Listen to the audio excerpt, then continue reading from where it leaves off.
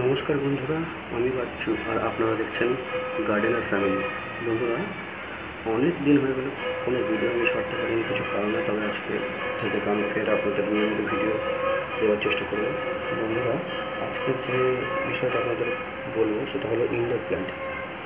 আপনারা যারা বাড়িতে ইনডোর প্ল্যান্ট করেন তারা ইনডোর প্ল্যান্টের কিছু যত্ন সবসময় আপনাদেরকে লক্ষ্য করতে হবে। যে যত্নগুলো হলো, ইনডোর প্ল্যান্ট সবসময় আপনারা যে জায়গায় রাখবেন অবশ্যই দেখবেন সেই জায়গায় যেন একটু সানলাইট আসে, অবশ্যই যেন একটু সানলাইট আসে। আপনারা জানেন সানলাইটটা বা সূর্যের আলোটা ইনডোর প্ল্যান্টের কতটা দরকারি জিনিস, তাই সানলাইটটা যেন আসে সেই দিকটা খেয়াল করবেন। আমি খুব সংক্ষেপে আপনাদেরকে বলবো, বেশি ভিডিও বাড়াবো না, বড় লং করবো না, আপনাদের যাতে সময় নষ্ট না হয় সেই ব্যবস্থায় আমি করবো। তবে চেষ্টা করবেন আপনারা রৌদ্রের আলো যেন একটু আধটু হলেও আসে সেই জায়গায় তেমন করে ইনডোর প্ল্যান্টগুলো বসানোর চেষ্টা করবেন। দেখুন, এখান থেকে উইন্ডো আছে, এই উইন্ডো থেকে সানলাইট এদিকে যথাযথভাবে এরা পায়। অন্ধকার জায়গায় রাখবেন না।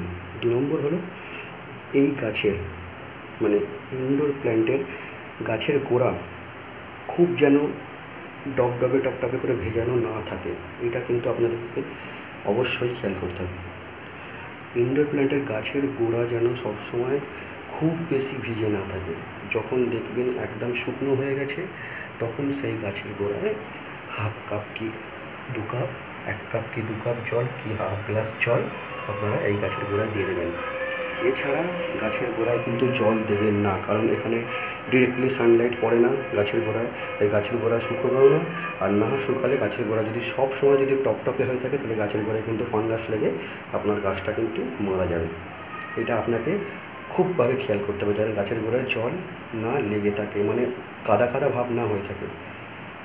আর মাসে একবার করে হলেও আপনারা গাছে যখন জল দেবেন আর কি, মাসে একবার করে হলেও ওই যে জলটা দেবেন, ধরুন জল দেওয়ার সময় হয়ে গেছে, যে গাছের গোড়া একদম সাদা হয়ে গেছে, শুকিয়ে আপনাদের হাফ গ্লাস জল দেওয়ার প্রয়োজন হচ্ছে, সেই সময় আপনি কি করবেন, গাছের গোড়াতে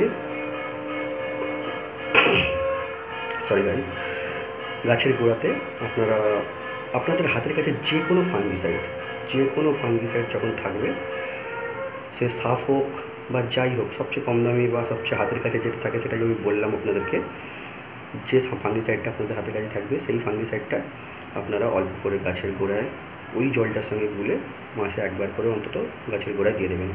তাহলে দেখবেন যদি কোনো রকমভাবে ফাঙ্গাস লেগেও থাকে, সেই ফাঙ্গাস কিন্তু খুব সহজেই নষ্ট হয়ে যাবে এবং গাছটাও আপনার সুস্থ থাকবে। দেখুন বন্ধুরা, গাছটা কত সুন্দর বনসাই প্রকৃতির হয়েছে। আমার গাছগুলো সব এইভাবেই আমি তৈরি করি, দেখতে পাচ্ছেন গাছগুলো কত সুন্দর বনসাই প্রকৃতির হয়েছে। এইভাবে গাছকে যত্ন করতে থাকুন এবং পরিচর্যা করতে থাকুন, দেখবেন আপনার গাছও খুব সুন্দর হয়ে উঠছে।